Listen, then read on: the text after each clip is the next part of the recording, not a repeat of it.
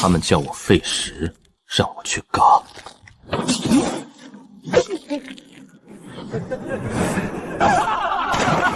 资质如石，留之何用？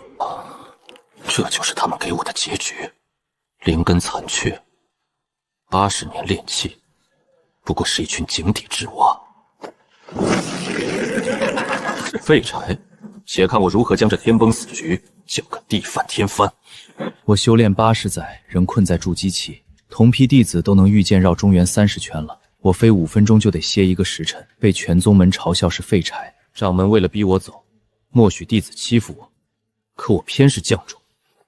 今天我就要吊在宗门门口，让那好面子的掌门愧疚一辈子。不久，我刚穿越成这废柴，回顾他前80年人生，总结3句话：生活不如狗啊！我既占了这身子，便是缘分。没试过就认废柴名头，绝非我的性子。凡人怎敌虎妖？归云宗早有除妖令，只是虎妖妖丹低劣，灵兽又寻常，众弟子不屑接此无利可图的差事。我在任务堂翻了许久，决定先接这个试试水。那异兽不强，即使废柴如我，应该也能轻松拿下。说干就干，我带了全部身家法宝，连夜启程，直奔县衙，豪气接榜。4、5个衙役立刻围了上来，毕恭毕敬地引我进门。少侠，可是你接了榜，愿意替我门县里去消灭那恶虎？那是自然，鄙人正是为此而来的。好，好，好，敢问少下尊姓大名？鄙人姓何，今日是我第1次出山。何少侠有所不知，那猛虎非比寻常，如今恐怕害了上百人。上一个牵头除虎的是江湖榜上排名前10的刀客赵志寻大侠，可如今，真不是老朽不信你，只是看少侠还年轻，前途光明，切莫急功近利，而拿身家性命开玩笑。我微微一笑，偷偷在袖子里掐了个封诀，顿时堂内清风风徐来，显出几分仙风道骨的气质。堂外草木未动，堂内何处起风？再发现正是我处在那怪风中心时，眼睛更是瞪大了几分。果然山下还停留在低武水平，如此雕虫小技也能惹人惊叹。等我一击杀了那虎妖，还不吓死他？到时候绝对能装个大的。我本红尘散客一个，待明日便去杀了那恶虎，还县里太平。我刚走出落脚的客栈，身后咻的一声窜出个少年，径直朝我扑来。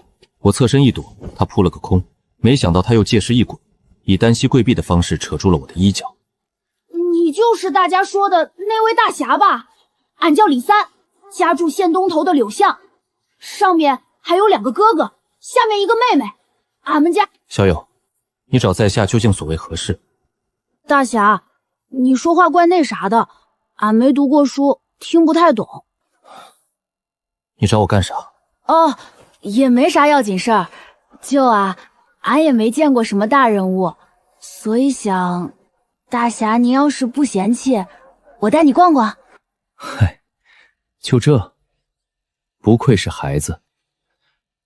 正好我确实想趁着今天溜达溜达，便同意了他的提议。提起山中那老虎凶猛，偏要拉着我去神祠拜上一拜，求神仙保佑平安。结果进了神祠一抬头，嚯，全是熟面孔。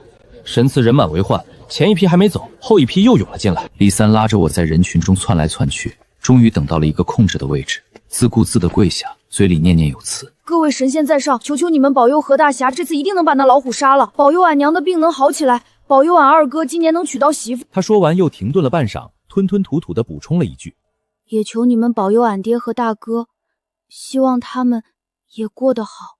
你爹和大哥出了什么事？没什么，我家世代打猎为生，半年前爹进山未归，后听闻山里出了大虫刀人，数人殒命，我娘终日以泪洗面。大哥为报仇，集结7、8个壮汉上山除妖，亦有去无回，我娘就此一病不起。我不知如何安慰，只见他又一把拉住我，眼泪止不住地往下流。大侠，你明天带俺一起去杀老虎吧。县老爷说你是个能人，就摊头要带大伙给你助阵，俺二哥也非要去，可我怕他出个3长2短，俺娘真的受不了这样的打击了。求求您别带他，带俺去成不？俺个子小，但有的是力气。你放心，我明天谁也不会带，就算拦不住，我也能保证大家都全须全尾的回来。大侠我一个人足以杀了那大虫，给所有枉死的人报仇。告诉你个秘密，其实我是神仙，听到你们的愿望，特意下凡来帮你们的。区区小老虎，怎么能奈何得了我？大侠，俺今年已经12岁了。我可没骗你，你看那尊最大的神像是我师叔祖，旁边那2个是我2师叔和5师叔。说罢，我又从怀里掏出张黄纸，叠了个纸鹤，一吹气，那纸鹤扑棱着翅膀，悬停在我掌心。您真是神仙？神仙从不骗人，他终于破土成效，与我拉钩，说一定会替我保守秘密。我看着他的脸，听着来来往往的人焚香许愿，有人求富贵，有人求平安，有人求来年能风调雨顺，有人只求下一胎生个男孩，字字句句皆是人间疾苦，问着几缕青烟悠悠飘散。可九重天上那群所谓的神仙，真的能听到这些话吗？为了避开人，我第2天一大早就出发。那群县令集结的人已经在进山的路上等着我。呼啦啦来了20多个身强力壮的小伙，李三的哥哥李二也在其中。大家手里有刀的提刀，没刀的就出具农具骑上，满脸视死如归的样子。这些人中偏偏有一个与众不同，他看起来40多岁，右边的袖管空空荡荡，黝黑的皮肤上满是大大小小的疤痕。我能看出他并非修仙之人，周身却带着隐隐煞气。哼，你就是那何少侠？正是在下。敢问阁下是？赵志寻。听到名字，我想起他就是县令说过的那位江湖榜前10的刀客，先前带头杀虎，结果铩羽而归。想必这条断臂就是那妖虎的杰作。他不再多言，一双鹰视的眼睛上下扫视我几番，似乎想把我劈开看个透彻。诸位请回吧，区区恶虎，何某一人便能诛杀？哼，好狂的后生！上个这么说的蠢货，坟头草都一人高了。那老官说你有能耐，依我看，不过是个会点戏法的莽夫。你若只是逞强或贪那点赏银，劝你趁早哪儿来的滚哪儿去。赵大侠没见我出手就下结论，未免草率了吧？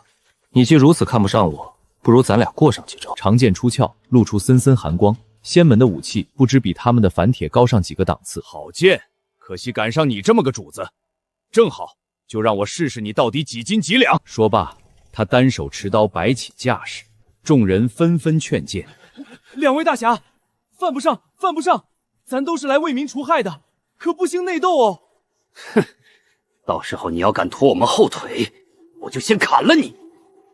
赵大侠还是担心一下自己吧。你要真有本事，上次就把那虎杀了。我与那赵志寻算是结了梁子，互相看不顺眼，都顶着口气往山上走。同来的几位被夹在中间，站谁都不合适，只好两边跑的当和事佬。何少侠，赵志寻人其实不错，早些年上过战场，解甲归田后在江湖上闯出了名声。别看他长得凶，但是刀子嘴豆腐心，在县里人缘很好的。你们不要再说。好汉不提当年勇，等见了那虎，大家凭本事说话。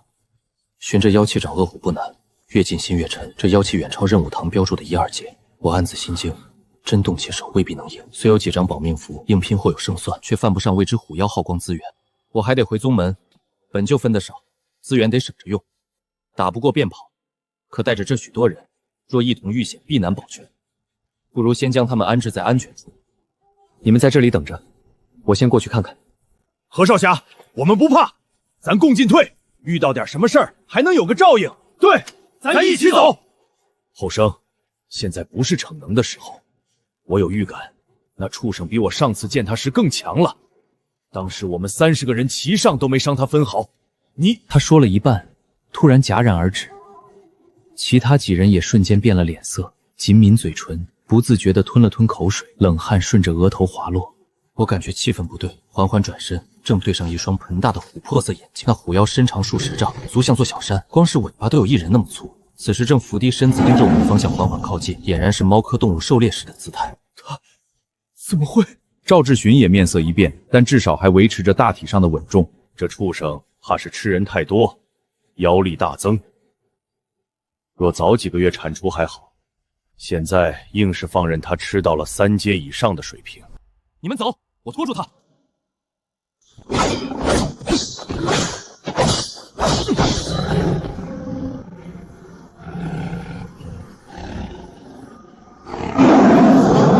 他抬手就是一掌，幸亏我躲得及时，可身后的树就没那么幸运了，硬生生被拍成2截，轰然倒下。我借机反击，不成想那虎竟然使诈，朝我虚晃一掌，又猛地回身，将那铁鞭似的尾巴甩向了我。糟了！我自知躲不过，连忙调动灵力护住心脉要害，做好了硬扛这一下的准备。突然，就在那尾巴抽在我身上的前一秒，一道身影将我撞飞了出去，抱着我滚到旁边的草丛。来人竟是赵志寻。保护何少侠，他能伤到那畜生！大伙跟我上，拖住这畜生！咱们的兵器伤不了他，必须给何少侠创造机会。言罢，赵志寻看了我一眼，眼神坚定如炬，似乎在说：“别辜负我们的命。”还未等我阻拦，他便义无反顾地持刀冲了上去。其他20几个人闻声，竟也循着他的脚步，挥着手里的武器往前冲。人有时真的很神奇，你若直接让他们去死，他们定不会去做；可你若告诉他们，他们身后保护的是家人，是众生，他们将为大义而死，会成为英雄。那即使这件事是飞蛾扑火，是以卵击石，他们也会哭着向前。我想，他们一定是疯了，该跑了。为了一群相见不足2个时辰的陌生人，不值得搭上仅有的法宝。天道无情，众生不过蝼蚁，生死自有定数。他们的命与我何干？去他娘的天道，去他娘的命！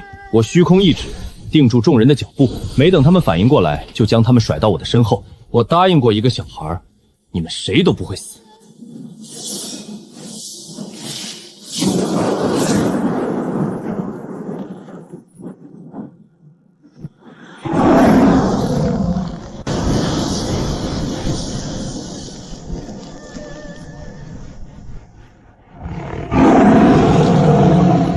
我自知不能给他任何喘息的机会，身上的衣服早已变不出原本的颜色，都不敢想此时的我样子是多么可恶。何少侠，林中一片死寂，过了半晌，是神仙，神仙怜悯苍生，助我们除掉恶虎。天佑我县，天佑我县！终于如愿以偿赚了个大的，可一想到花了几乎全部的身家法宝，才换来一颗3阶的下等妖丹，心里就疼得滴血。县里的人听说我诛杀了恶狐，不欢呼雀跃，自发地走上主街，场面比过年还要热闹。我骑着高头大马，胸带红花，起先还看不起我的赵志寻，此时也忘了先前的恩，明没喝酒，却像是醉了3分，亲自牵马，昂首挺胸，走得步步生风，高声吆喝着我杀那虎妖时的情景。此番同去的人也是各面上有百姓，高举着摊开族门铺面整个院子的虎皮，有人欢喜，有人悲，有人笑着笑着又哭了出来，说神仙要早来几日，他们的亲人便不会死了。我嫌聒噪，略施小法封住他们的嘴，内心不屑。至于那些凡人的钱币也与我无用，怎么丢来的就怎么丢了回去。一个女人从人群中冲了出来，猝不及防地跪在队伍面前，哐哐2下就把额头磕出了血。神仙在上，民女张氏，求神仙救救我女儿吧！他衣衫都是最廉价的粗布麻料，又打满了补丁，眼疾手快地搀扶起张氏，没有驱赶，而是叹了口气，轻轻拍了拍他的肩膀，安抚了几句，可并没有效果。神仙，民女愿付出一切代价，求您垂怜，救救他吧！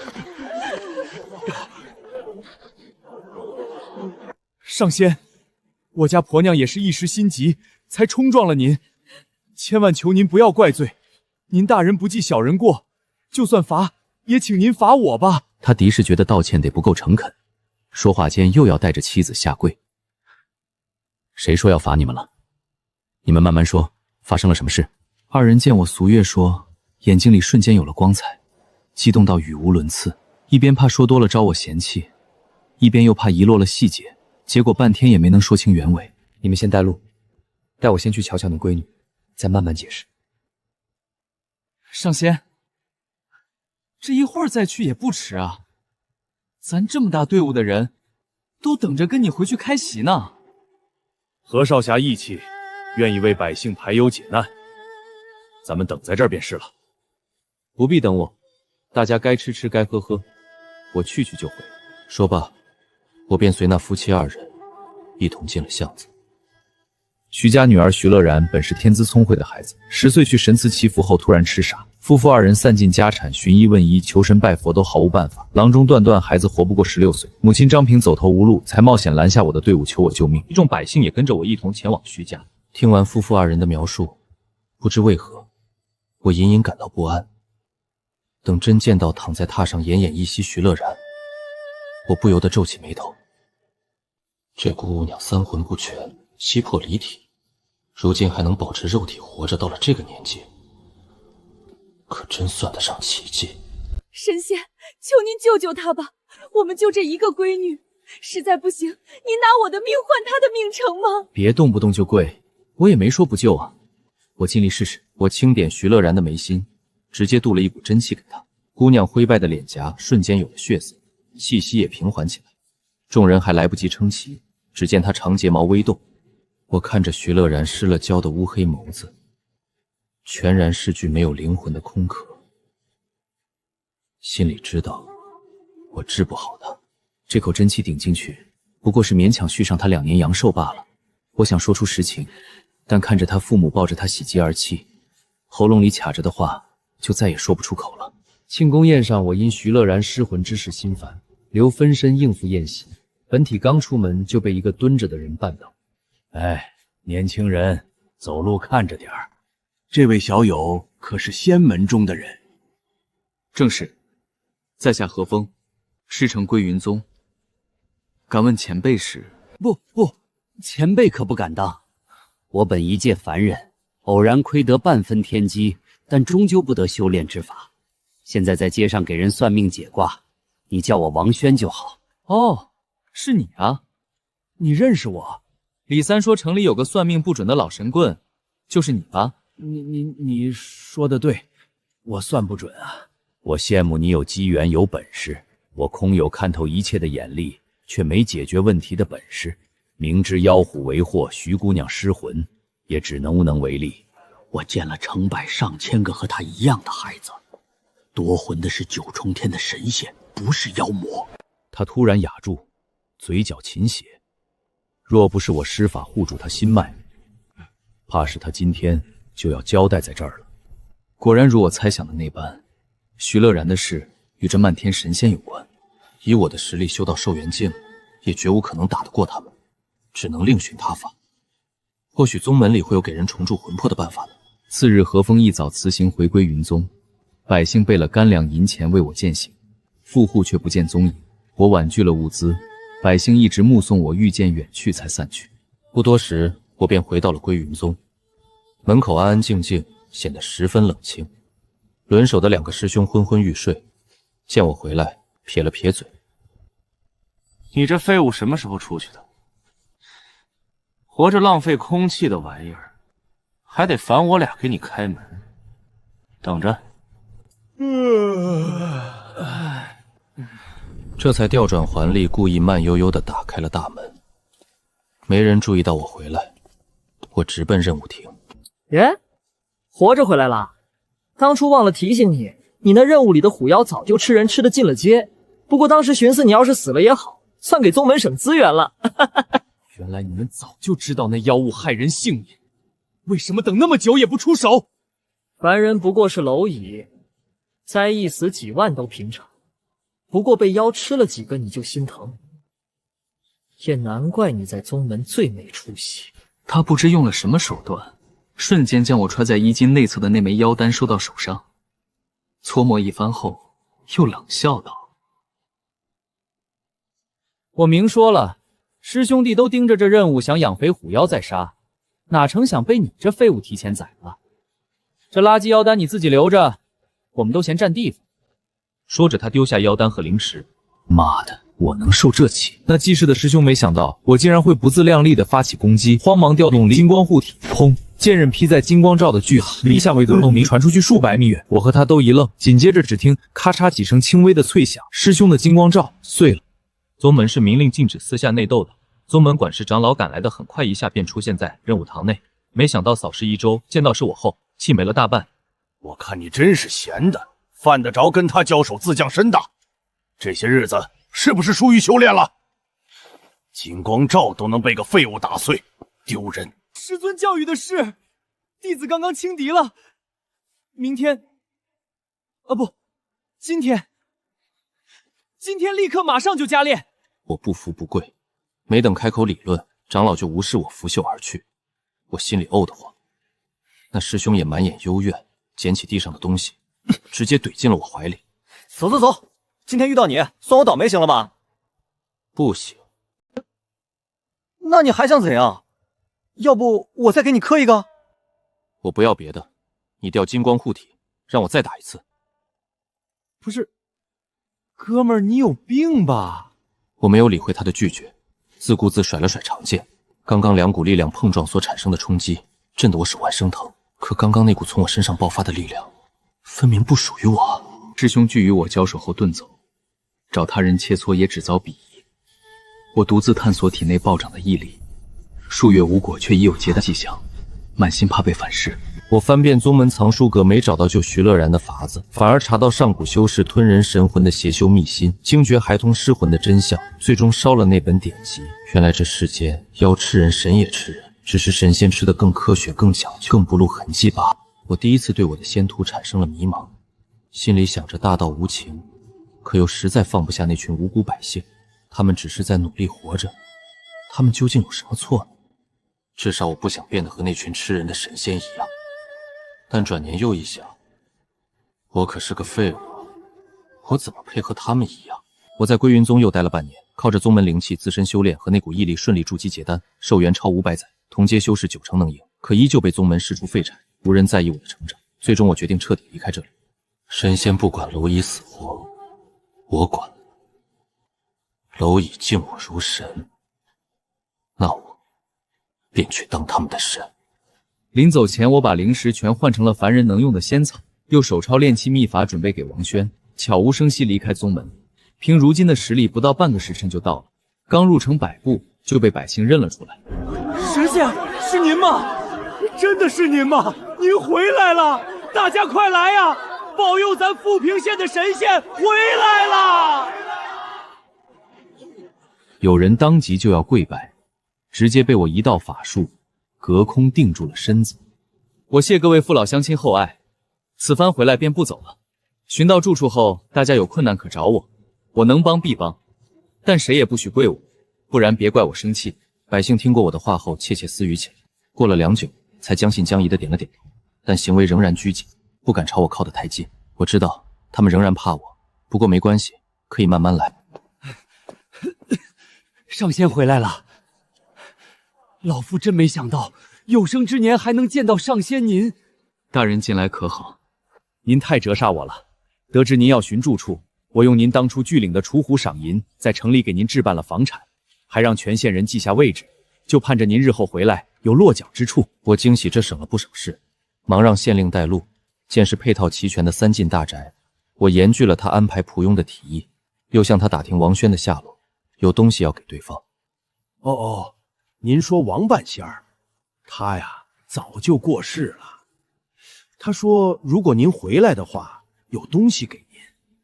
我从县衙领了他的遗物，一件手缝仙袍和一个带吉凶机关的签筒。不解他有这机关，却从未谋财。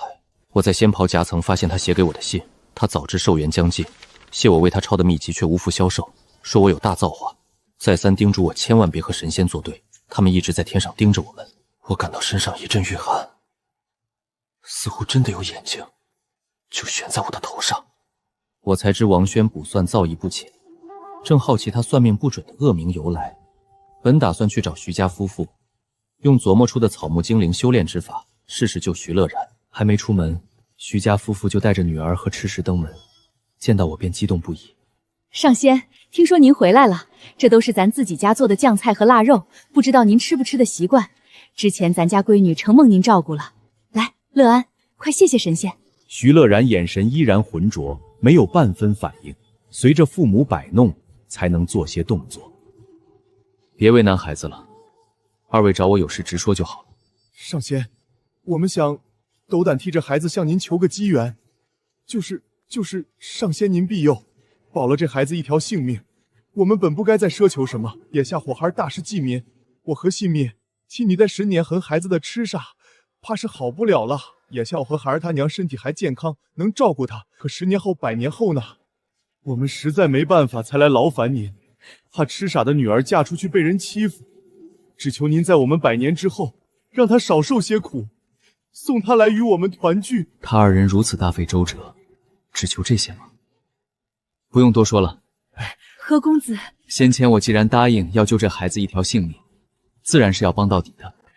上仙，您说的当真吗？当然，神仙怎么会骗人呢？上仙，这大恩，我们怎么才能报答您呢？膝盖一软，差点跪下。想到我在街上的话，才勉强稳住身子。神仙，先前您救我闺女的命，我们已无力回报，只好在家里供了您的画像，每日进奉香火。此番更是大恩，我们回去砸锅卖铁，也要攒些银两，替您塑金身供奉。我不是真神仙，哪里受得了他们的香火供奉？刚想摆摆手叫他们不必再这么麻烦，却突然心里咯噔一下。香火？莫非我身上那股来源不明的力量，就是传说中的香火愿力？我察觉香火或许是我力量的来源，让徐家夫妇带我前去。果然在供奉我画像的房里，感受到力量汇聚，才知百姓感念我楚虎之恩，自发供奉我的画像。原来如此，原来如此，难怪那些神仙要塑金身受香火。这连家献香的香火之力，都能让我轻松连升2大层级。难以想象九州万千神祠、万万人焚香汇聚的力量有多磅礴。我在县里住了3年，镇民从怕我到亲近我，日日有人来求庇佑。我一眼看穿他们所求皆为大凶，却不忍戳破，只是拿出机关签筒，摇出一个个大吉。喝了我给的草药，就能痊愈，一切安好。辛苦一定有回报。靠替神仙建祠敛财的富户，因我断了他们的财路，对我恨之入骨。先散播我是没真本事的江湖骗子，后又造谣我金屋藏娇，与囚世的百姓有龌龊勾当，真是下作。等着。隔天那几大富户都得了折磨人的怪病，郎中都不肯治，他们硬扛不住，又拉不下脸求我，便派仆从偷偷来请我上门医治。这场斗争最终以几位富户熬不住了，跪在我的门前，一把鼻涕一把泪的忏悔。等他们讲的差不多了，才打开门，一拂袖便解了他们身上的束缚，百姓无不拍手称快。我住在富平县的第4年，突发蝗灾，原本一片丰收之象的农田，一夜之间被啃食得干干净净，速度快到我甚至都没来得及出手。蝗灾后又是大旱，土地被晒得颗裂，种下的幼苗活不过3天，方圆10里连野草都枯黄的耷拉着。县里的粮仓还够吃一段时间，可终究不是长久之计。先前被我治过的富户们突然变得疯疯癫癫，他们白日里只穿着礼衣，披头散发的聚在神祠门口乱跳。天上的神仙生气了，这虫灾旱灾便是惩罚，要除掉那个抢香火的野神，再为神祠的正神们多镀一层金边，以顶级南香虔诚供奉3年，方可解除这惩罚。有了先前的教训，没人再相信他们几个的话。可隔天，这些人竟然离奇倒地于神祠前，面庞惊恐，失去了声息。一时间人心惶惶，百姓看我的眼神里多了一丝犹豫，渐渐的不敢再来找我。他们自然是信我的，但线下农田颗粒无收也是事实，长此以往下去，早晚是要饿死人的。他们大抵也在迷茫，不知该选我，还是九重天上的诸神。这群神仙手段阴毒至极，不直接杀我，偏拿无辜百姓开刀，既警告他们忤逆神仙的代价，又想逼我落得众叛亲连的下场，真是杀人诛心。粗暴的敲门声打断了我的思绪，一开门来的竟然是赵志寻，脚边还放着一坛酒。怎么，何大侠不欢迎我？站这么半天都不请我进去？赵大侠前些年还称我少侠呢，怎么这次见还改口了？说着挤开了我，大拉拉走进院里。您今年几岁了啊？自从神祠出了事，这富平县的百姓便不再来找我了。你倒是不怕犯忌讳，是不是遇到了棘手的难事？没搭理我，斟满2大碗酒，推了一碗给我。瞧你说的，我不过是得了坛好酒，拿来给你尝尝罢了。我只是笑笑，等着几碗酒下肚，也就不拘着面子了。可直到他连灌3大碗烈酒，脸色通红，看着醉了9分。老何，当年自打沙虎的那一战，我其实心里一直特佩服你，真的，你厉害，也有本事，比我强太多了。我从来不信什么牛鬼蛇神，天上的神仙不懂人间疾苦，半点实事办不成，根本不配受供奉。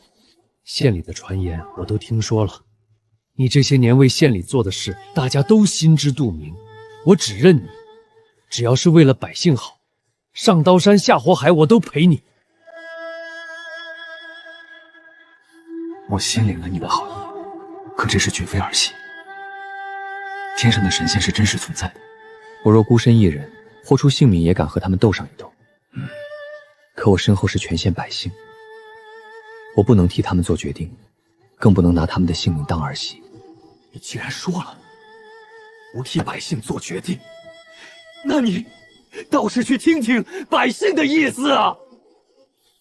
我这里现在没人敢来了，还不能说明大家心意吗？百姓心里没底，是你这个主心骨没支棱起来。百姓清楚，谁能带他们过好日子就跟谁。你畏首畏尾，才让大家没了底气。他说的没错，或许真是我太早放弃了。就这么连争都不争一下，就让那群神仙如愿了，岂不显得我们太好欺负？哎，你别全喝了啊！我这坛子酒贵着呢。放心吧，我以后短不了你酒喝，今儿个就由着我醉一次吧。当夜，又推倒了神像。妈的狗神仙，你们一个个都给我等着的！我坐在神祠废墟上，县民们默默为我筑起新神像，用行动给了我答案。我的香火愿力暴涨，已有移山填海之能。下午我扛着锄头下了农田。皇帝种地用的金锄头，您这样的神仙种地用的可是仙锄头。只是普通的锄头罢了。我乾坤一秀装了万吨江水，灌灌了百里农田，散了灵力作为养料，地里很快便长出一茬绿苗。百姓们皆是欢呼雀跃，我反而忧心忡忡。这些日子天上的神仙始终没有任何动作，实在离奇。我日夜忙碌，白日跟着百姓耕种，夜里一边打坐修炼，一边盯守农田，生怕再遭蝗灾报复。就这么提心吊胆过了1个月。百姓敬我爱我，我也满心感恩。我能有今天，全靠全县百姓。我绝不辜负他们，定护他们不受天上神仙半分伤害。安稳日子到头了，来的不是天上的神仙，而是归云宗全宗门的小辈。他们御剑悬在半空，俯瞰城门，满脸倨傲不屑。不过是个废物，领了群凡间蝼蚁，究竟哪来的胆量忤逆9重天上的师祖们啊？无知者无畏呗，还真以为自己是救世主了？哎，就这么点小事儿，至于要把咱都喊出来？去，你懂什么？现在这事儿已经不是单纯为了剿灭这群不听话的东西了。一来，这废物是从咱宗门出来的；二来呀，天上的师祖们可气坏了，不打得他们神魂聚散，这事儿啊，恐怕完不了。别废话了，要打就赶紧。我下午还要去浇地。你的剑呢？你不会想拿把破锄头就跟我们打吧？哼，还有你穿的这都什么？乞丐都比你体面。呵呵，打你们还需要用剑？众修士的笑声戛然而止。等他们反应过来时，半数已经被重创坠落。站在正中间的几个侥幸保全了性命，但脸上身上早已布满狼狈的痕迹。不对，你不是何风，他明明是个废物的。所有人脸上都挂着惊恐，一时间连逃都忘了逃。故也可能是知道逃也逃不掉吧，干脆放弃抵抗了。垃圾自己带走啊！顺便回去告诉那些什么长老长人啥的，想杀我就亲自来，再派炮飞的话，我可不惯着喽。我将锄头扛在肩上，潇洒转身朝城门阔步走去。这一下应该帅爆了。逆徒，你不学无术，背叛宗门，以邪法蛊惑万民，武离天界正神，如今还敢残害同门，还不快快束手就擒！我等看在师徒一场，尽量给你个痛快。好久不见啊，诸位师父、师叔、师祖们。何风，这久别重逢，就给我送了这么多帽子，真是让我受宠若惊啊！我故作轻松地转回身来，心里没底。他们伫立天边，没有进一步动作，也在试探这场较量谁先动手谁输。哼，劝你不要不识抬举。若你现在愿意放弃抵抗，我们可以替你求情，放着城里百姓一条生路。说罢，天上的老几位释放出难以估量的威压，虽是对着我的，但连那几个还活着的弟子都受到了不小的震撼，一个个双腿颤抖，差点就要跪下了。原来我已经强到如此地步了吗？可城中百姓却乱了套，他们不知力量的来源，只觉得胸闷气短，像是头上有数千斤的压力。不行，等不了了，这力量压在凡人身上，恐怕扛不住一炷香时间，就要爆体而亡了。一抬手，我的剑便穿云而来，随即飞身而起，放了个足以笼罩富平县的结界。果然还是蠢货。那群归云宗的老怪见我先出手，便也不再等待，纷纷祭出法器，一同向我攻来。我分了太多力量给结界，一时间觉得眼前尽是天罗地网，短暂的晃了下神，局势倒转。那些人的笑僵在脸上，嘴角不用控制的抽动几下。我俯视着他们，正如他们当初像看垃圾一样看我。为什么？你不过是个偷香火的小贼，凭什么能……不等他说完，又一颗人头落地，没人敢再叫嚣了。这群道貌岸然的家伙顾不得形象，掏出了压箱底的遁地法宝，企图逃窜。我怎么会给他们机会？霎时间，惨叫声、求饶声一起从天空传到地面。我知道我一定十分可怖，担心地上的百姓会不会被这些血腥的场景吓到，但也顾不得那么多了。不将他们彻底消除，那未来遭殃的肯定不止我和千善条性命。天上突然闷雷滚滚，他们来了。云层剧烈的翻涌起来，不消片刻，就凝成张似乎比整个富平县还要大的一张脸。仔细一看，这张大脸又是由无数张小脸拼凑而成的。我头皮发麻，从我的位置，不论往上下左右看，这张巨脸都看不到尽头，压得我有些窒息。数不清的眼睛从四面八方盯向我，咧开嘴露出了森森白牙，上百种不同的声音齐齐汇成一句话：何风，你做得很好，现在我们允许你成仙了。我懵了，什么叫允许我成仙？可还来不及细想，一道金光将我周身包裹，冷得刺骨。无数的声音像蚊子似的萦绕耳边，眼前闪过的走马灯并非我的人生，而是这大千世界数万年的演化。我目眩，胃里翻江倒海，大脑因为涌入了太多信息而几近停滞。我不会要死了吧？更可怕的是，墙面上被掏了无数个小洞，每个洞里都端坐着一人，皆是白衣飘飘，身上因巨量的灵气汇聚。仔细看这些人的面孔，不正是刚刚那云上的一张张脸吗？我像是身处一个密闭的圆柱形大殿，四周金碧辉煌，以我为中心，镶满珠宝的墙面无限向上延伸，根本看不到尽头。何风，你修炼刻苦，心怀大义，如今功德圆满，特准你飞升上界，与我中同享人间供奉。不对，这不对，这是九重天，你们就是那所谓的神仙。何风，如今你已封神，还不跪下谢恩？这到底是怎么一回事？哎呦，你就别问了，这么天大的机缘，接下就是。此时的我已然稳住了心智，环顾四周，随意指了个神仙。他哆哆嗦嗦，半天没说出一句，随后也被我杀了。我没有耐心，你们一直不说，我就一路杀上去，看谁怕死。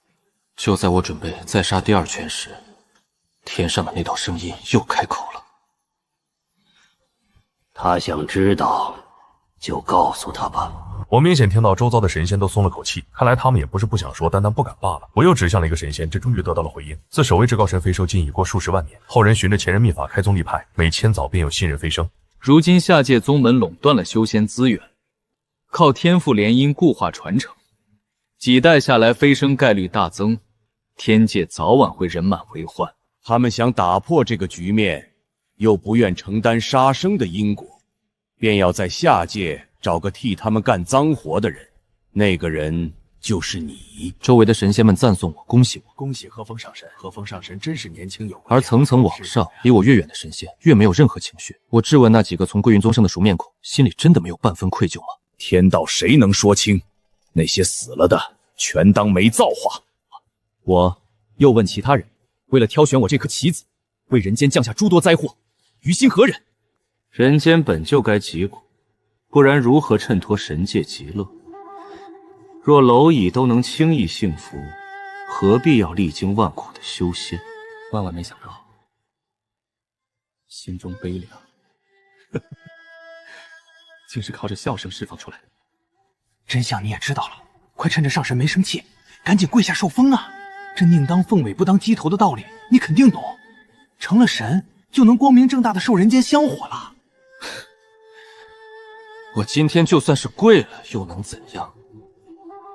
等着下个万年后，另一个和风来再把我杀掉吗？你们这群坐在下层的，难道没发现，我除掉了这么多神仙，那所谓的上神可出手拦过？我是棋子，你们谁又不是？那些丢了神魂的孩子们呢？你们敢说没进你们的肚子？下层的众神沉默了。我刚想再问一遍，只听那最开始平静的声音缓缓传来：“应是怪不得他们，下界蝼蚁只有那么多，香火愿力也是有限的。那些新飞升的，即使塑了金身，也分不到多少香火，只能靠着这样的办法了。香火怎会有限？万万人每日都在供奉，这难道供不起你在座的诸位神仙？香火无限，可人的气运有限。香只是载体，真正被献祭的是凤香人的气运。难怪了，难怪富源县人人气运都如此差，难怪我每次补算都是大凶。说得通了，一切都说得通了。